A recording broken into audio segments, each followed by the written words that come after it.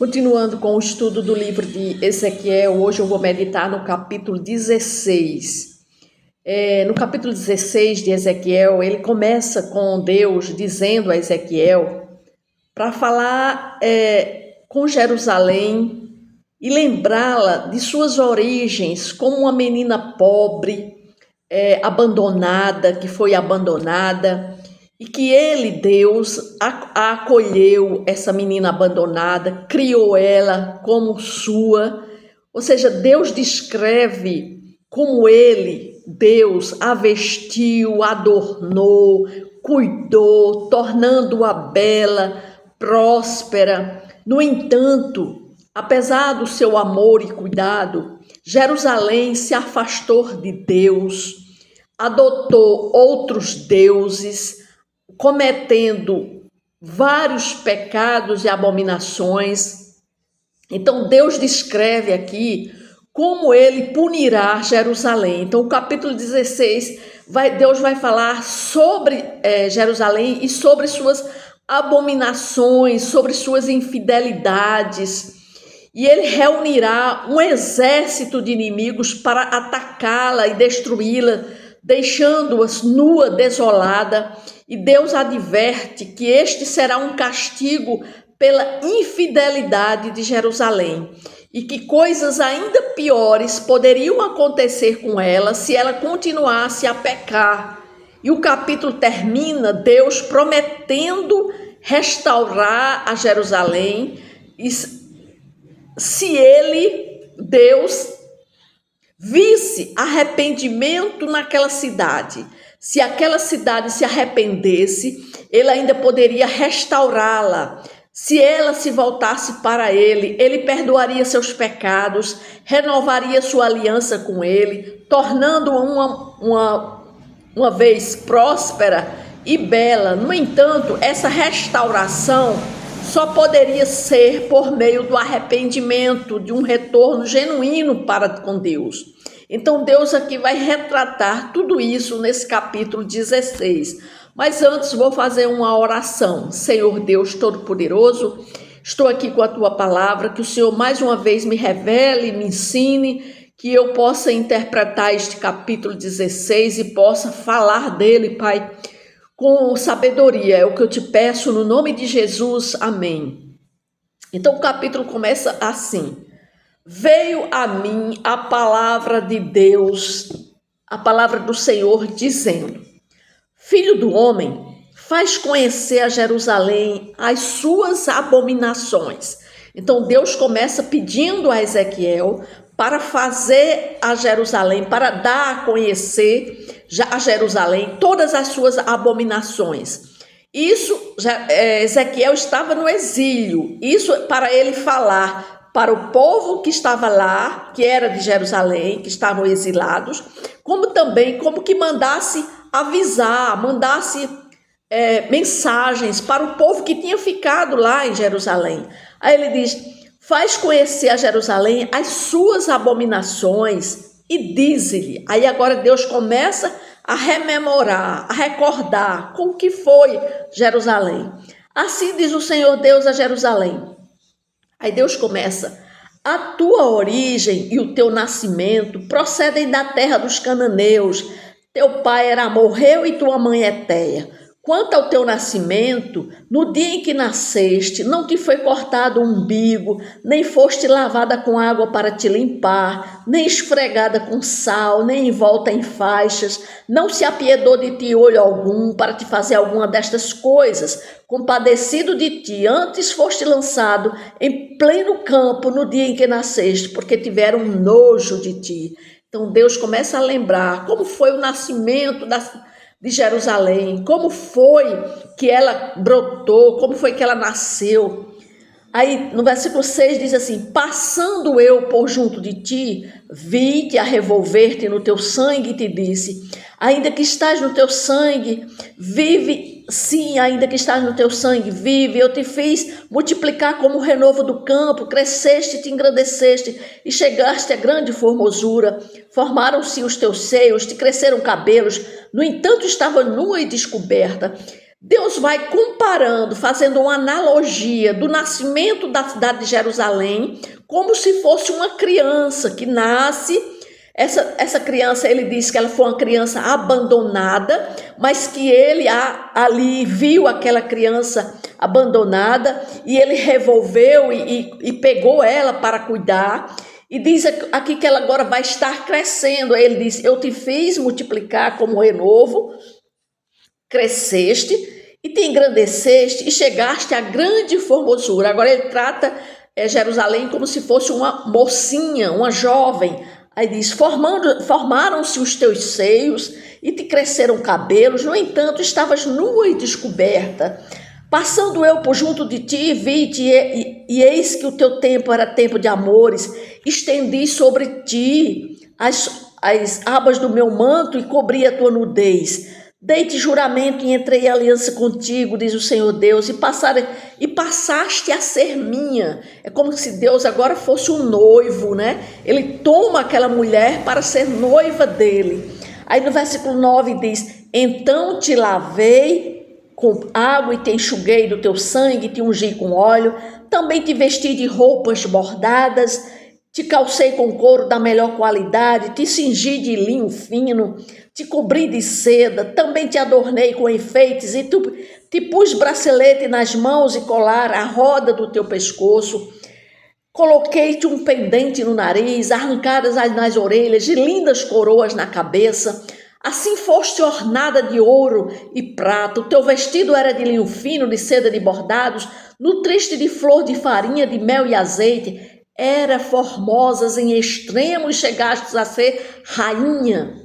Correu a tua fama entre as nações por causa da tua formosura, pois era perfeita por causa da minha glória que eu pusera em ti, diz o Senhor Deus. Então Deus aí agora compara a cidade de Jerusalém como se fosse uma noiva, a noiva dele, linda, rica, cheia de vestidos, com vestidos de bordados. Ela foi formosa, conhecida no mundo inteiro, era perfeita por causa da glória de Deus.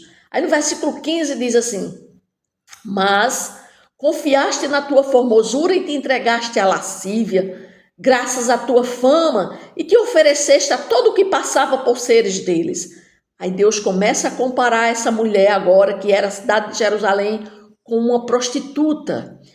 Tomaste dos teus vestidos e fizeste lugares altos adornados, diversas cores, nos quais te prostituíste. Tais coisas nunca se deram jamais e se darão.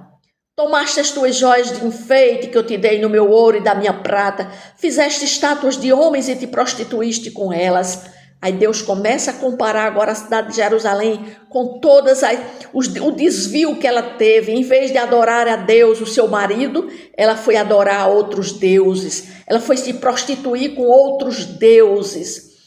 Aí diz no versículo 18: tomaste os teus vestidos bordados e as cobristes, o meu óleo e o meu perfume puseste diante delas.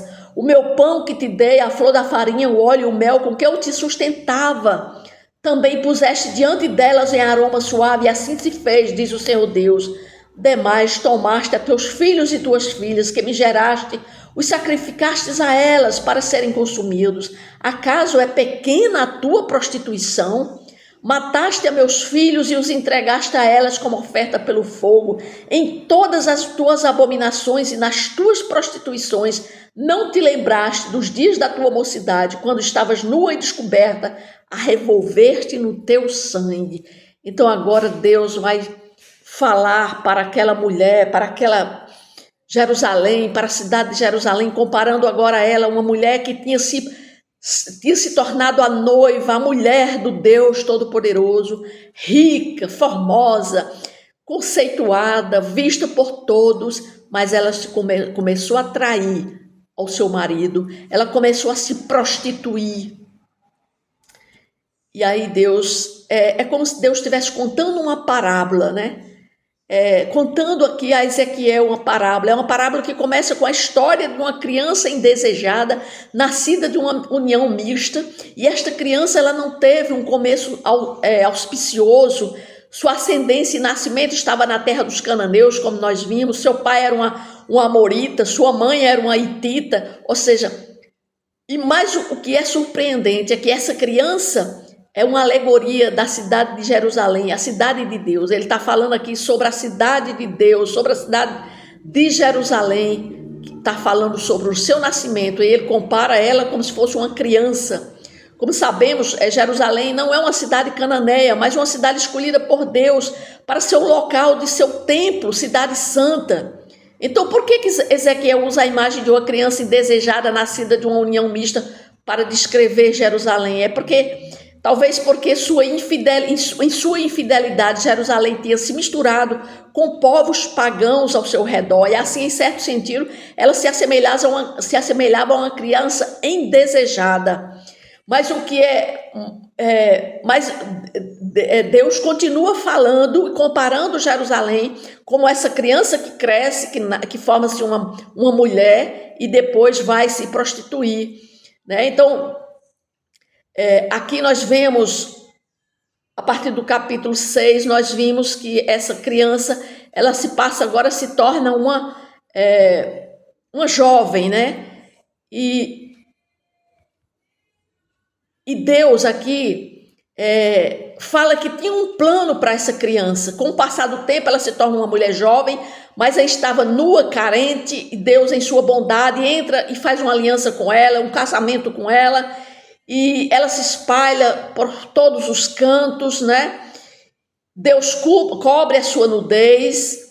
Ele fez um juramento solene que entrou com a aliança dizendo a ela: e você se tornou minha. Que bela imagem da fidelidade de Deus para com aquele povo, com a cidade de Jerusalém. E a imagem de espalhar aqui a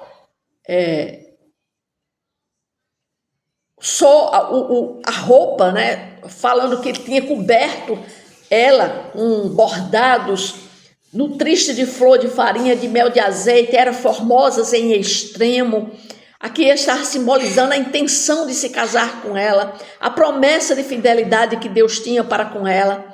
Mas o que é que acontece com ela? Ela não retribui na mesma medida essa fidelidade de Deus para com ela. E ela passa a trair a Deus, né? A partir do versículo 15, ele diz: mas confiaste na tua formosura. Ou seja, aqui nós vemos a triste história de Jerusalém, que em vez de ser grata e fiel a Deus, ela se orgulhou de sua beleza e se prostituiu com outros deuses. Ela esqueceu aquele que lhe forneceu riqueza e se afastou dele, em vez disso, entregando a idolatria e adorando falsos deuses. E a partir aqui do versículo 16, né? Nós vimos aqui que até o versículo 22, nós vamos ver que tudo que ela fez foi para se prostituir com outros deuses. Ela abandonou o seu marido, abandonou a Deus e foi se prostituir com outros deuses, né?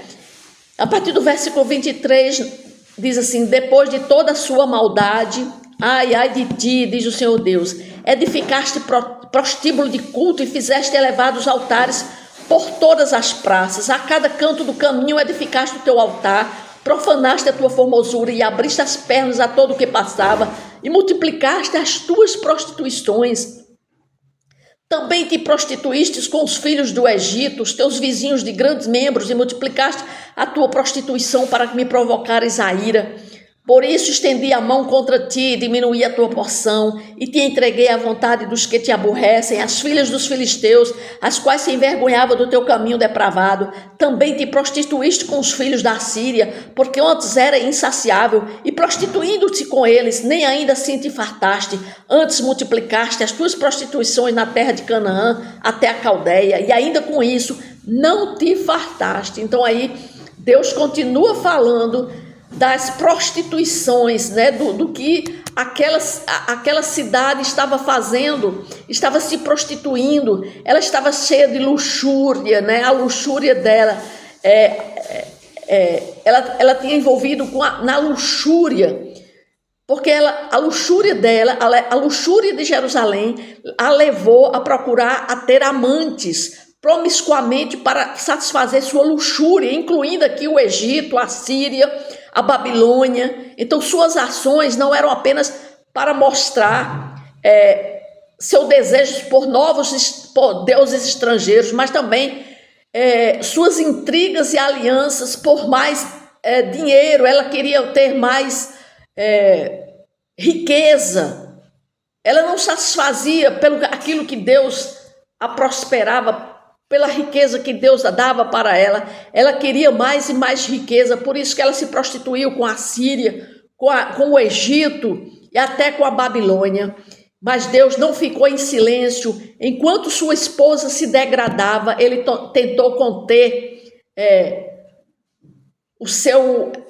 a sua luxúria, e ele reduziu o território de Jerusalém, entregou o território aos filisteus, que atacaram Judá e Jerusalém nos reinados de Jeorão e Acais. Ou seja, Deus também começou agora a discipliná-la, né? Porque quanto mais Jerusalém pecava contra Deus através da prostituição, se envolvendo com os deuses estrangeiros, com nações pagãs, com outras nações, Deus ia também mandando castigo para ela. Meus irmãos e irmãs, povo que está me escutando, a história de Jerusalém é um lembrete sombrio de como o pecado pode nos levar a fazer coisas terríveis e horríveis. Que nós possamos sempre ter em mente que o pecado, ele nos afasta de Deus e pode nos levar a fazer coisas terríveis. Que nós possamos sempre nos esforçar para evitar o pecado na nossa vida e nos mantermos fiéis a Deus.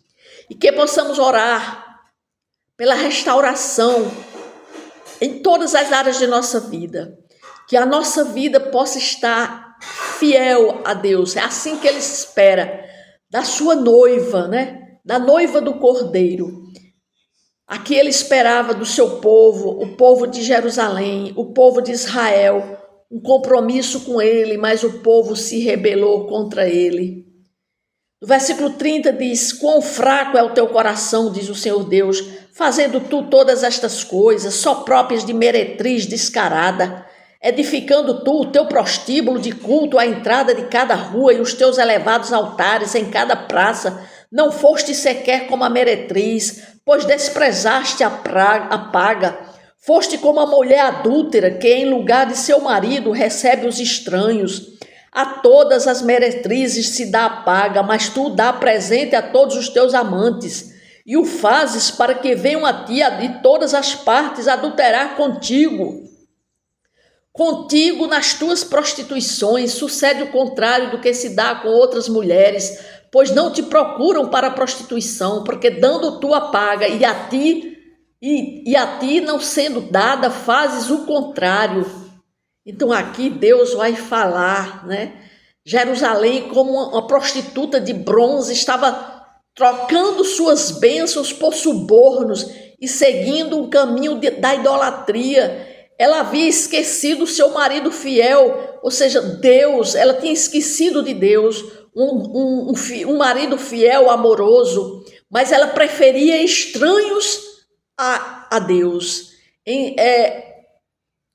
Aqui a Jerusalém era uma ninfomaníaca espiritual. Ela oferecia cada vez mais subornos para obter a atenção de deuses falsos.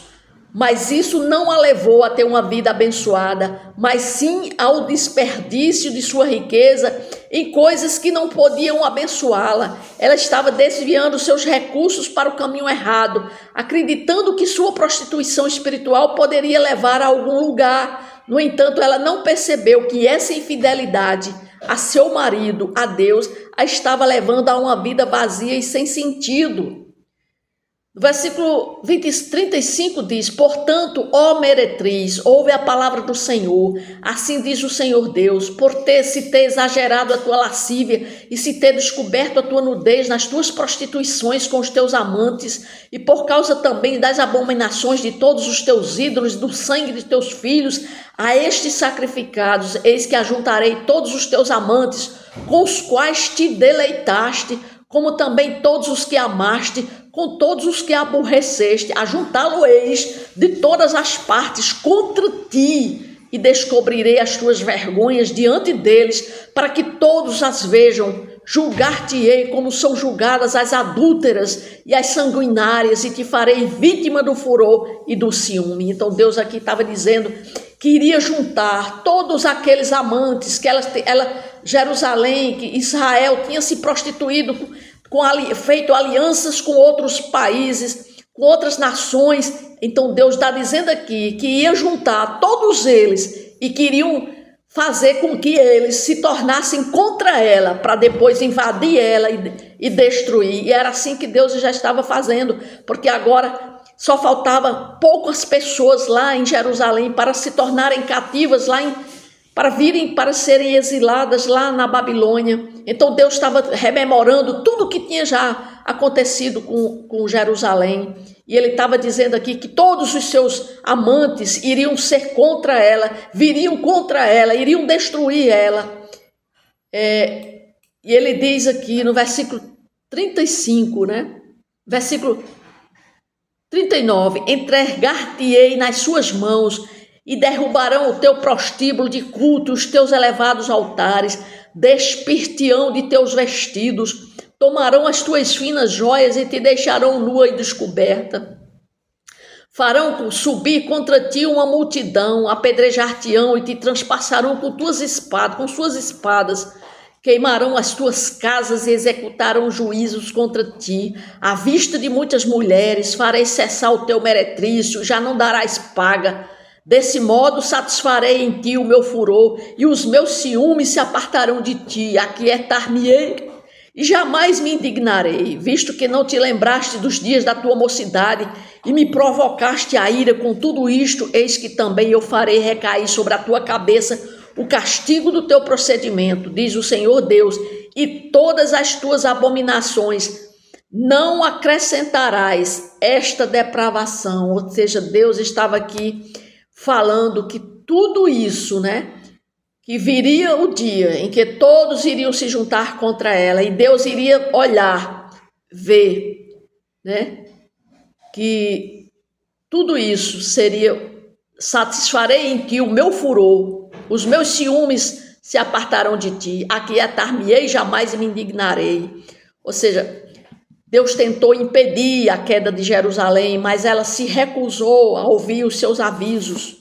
Como resultado, o julgamento de Deus foi severo e justo.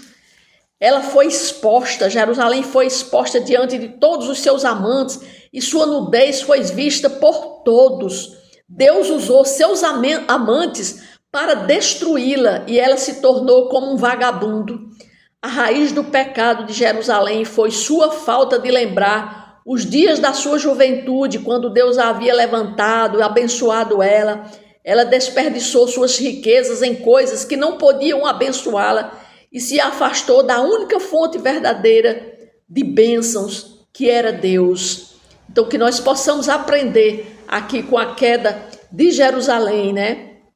Que possamos lembrar nos dias de nossa juventude, quando Deus nos levantou e nos abençoou, que possamos permanecer fiéis a Ele em todos os momentos, que não desperdicemos nada na nossa vida por outras coisas, que nós temos que nos lembrar que Deus é fiel para conosco, então nós temos que ser fiel também para com Ele.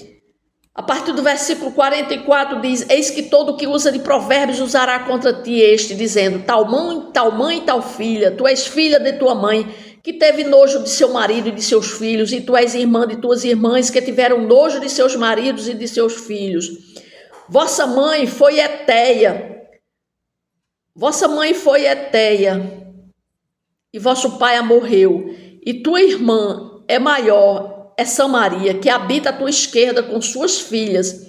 E a tua irmã menor, que habita a tua mão direita, é Sodoma e suas filhas. Todavia não só andaste nos seus caminhos, nem só fizeste segundo as suas abominações, mas como, se isto fora muito pouco, ainda te corrompeste mais do que elas em todos os teus caminhos. Tão certo como eu vivo, diz o Senhor Deus, não fez Sodoma tua irmã, ela e suas filhas como tu fizeste, e também tuas filhas. Eis que esta foi a iniquidade de Sodoma tua irmã, soberba, fartura de pão e próspera, tranquilidade teve ela e suas filhas, mas nunca amparou o pobre e o necessitado. Foram arrogantes e fizeram abominações diante de mim, pelo que, em vendo isto, as removi dali. Também Samaria não cometeu metade de teus pecados, pois tu multiplicaste as tuas abominações mais do que elas, e assim justificaste as tuas irmãs com todas as abominações que fizeste. Tu, pois, levas a tua ignomínia, tu que advogaste a causa de tuas irmãs, pelos pecados que cometeste, mais abomináveis do que elas, mais justas são elas do que tu. Envergonha-te logo também e leva a tua ignomínia, pois justificaste as tuas irmãs. Aqui Deus vai falar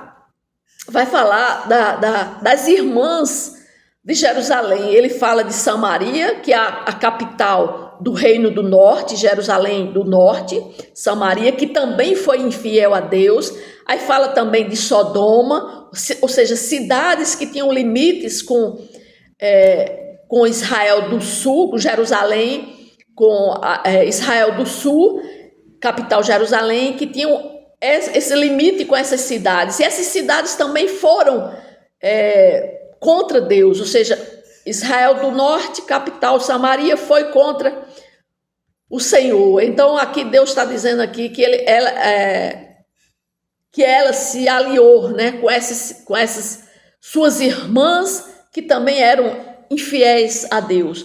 No versículo 53 diz assim: restaurarei a sorte delas, a de Sodoma e de suas filhas, a de Samaria e de suas filhas, e a sua própria sorte entre elas, para que leves a tua ignomínia e seja envergonhada por tudo o que fizeste, servindo-os de consolação.